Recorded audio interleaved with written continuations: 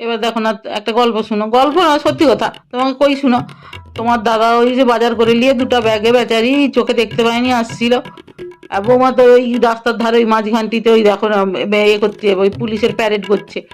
এবারে এমন হাত পা ছুঁড়ে লাত মারলো, তোমার দাদার কি করলো, মুখ ঠুকে পড়ে গেল, বাজারের আলু ফালু সব গড়িয়ে চলে গেল, বেচারি নাক একদম মুখ ঠুকে পড়ছে তো।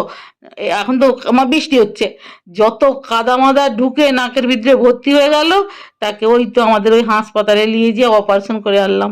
তাই আমি বাবুকে খোকাকে বলি, এমন বউবাকে আনছো তো ক্রমশ ক্রমশ আমার দিকে তেড়ে চলে আসছে দেখো। আমি ওই দেখে এই ভয়ে ভয়ে আমাদেরকে থাকতে হয়। ওই দেখে আবার তো পুলিশ, বেশি বলাও যাবে নি, ধরে নিয়ে আবার গারদে ঢুকিয়ে দিবে। কারা এসছে আমার কাছে, পাঠান, আমি কথা বলবো। না বাবু, আমরা তোমার কাছে কেউ যাবনি, তুমি ক্রমশ এগিয়ে আসছো তোমার ছাউরির দিকে। ও মা গো, দিদি এরকম বউকে নিয়ে থাকলে কিন্তু তোমাদের ঘরে থাকা দায় বিপদ। ও দিদি, তোমার ছোট বৌমাকে একটু ডেকে দিবে, বাবা সে হাত পা ছুঁড়া বন্ধ করবে নি, তুমি দূর থেকে বলবে, যাও সেখানে শুনে নিবে। ও ছোট বৌমা জ্যামিতি, ও ছোট বৌমা জ্যামিতি। তেল তেল শুনতে পাচ্ছি, তেল। মা গো, তোমার তো অনেক পাওয়ার শুনেছি, আমার ছেলেটার একটা চাকরি করে দিবে মা গো। হ্যাঁ, বাঁ হাতের খেল আমরা দেখাবো মা, সেটা তোমাকে দিতে হবে।